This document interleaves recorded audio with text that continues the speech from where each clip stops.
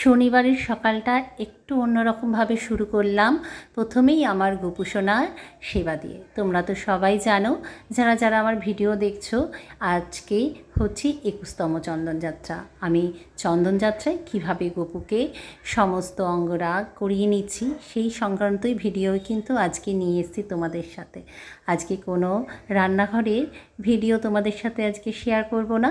আজকে আমার ঠাকুর ঘরে আর এই যে গপুর শোনার জন্য একটা সুন্দর মালা গেঁথে নিয়েছি সেটাও শেয়ার করব তোমাদের সাথে।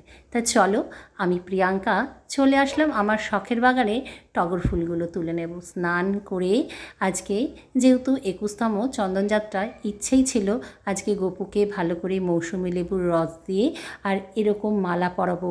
বলেছিলাম কর্তামশাইকে বাজার থেকে মালা আনতে, কর্তামশাই ভুলে গিয়েছে। হয়তো এটাই ভগবানের ইচ্ছা, আমার হাত দিয়েই ভগবান আজকে হয়তো মালা পরবে। তাই চলে গেলাম চট করে। আমার গাছে তো অনেক টগর ফুল ফোটে, তাই টগর ফুল চট করে তুলে নিলাম। আর গাছের কিছু বেলি ফুল আর কলকে ফুল, দেখো কত সুন্দর বড় বড় বেশ টগরগুলো।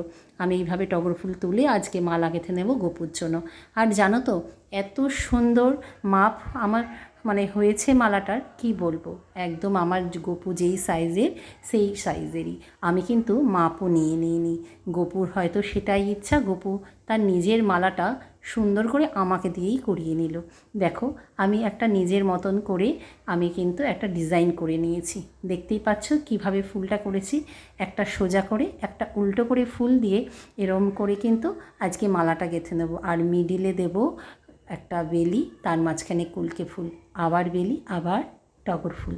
দেখো এইভাবে আজকে একটা গপুর জন্য সুন্দর মালা গেঁথে নিলাম।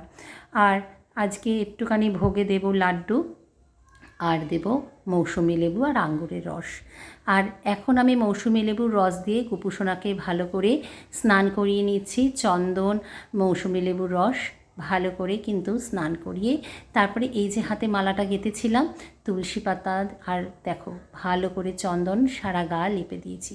তোমরা তো কারণটা জানোই, যেহেতু চন্দনযাত্রা চলছে তাই গোপুসোনাকে এইভাবে সাজিয়ে গুছিয়ে নিয়েছি। আর দেখেছো কত ছোট্ট আমার গোপুসোনা, আর মালাটা দেখেছো কি সুন্দর হয়েছে। তোমরা কিন্তু অবশ্যই জানিও আমার আজকের এই হাতে তৈরি গোপুসোনার মালাটা তোমাদের কেমন লাগলো। ওই যে তারই ইচ্ছা, সেই তারটা সব কিছু করিয়ে নেয়, আমরা তো উপলক্ষ মাত্র।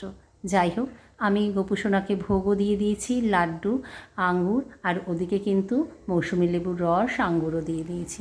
এইভাবেই আজকে আমি আমার গোপুসোনার সেবা করেছি। আর এদিকে তো দেখো আমি সমস্ত ঠাকুরকে সুন্দরভাবে সাজিয়ে গুছিয়ে নিয়েছি। তা কেমন লাগলো অবশ্যই জানিও।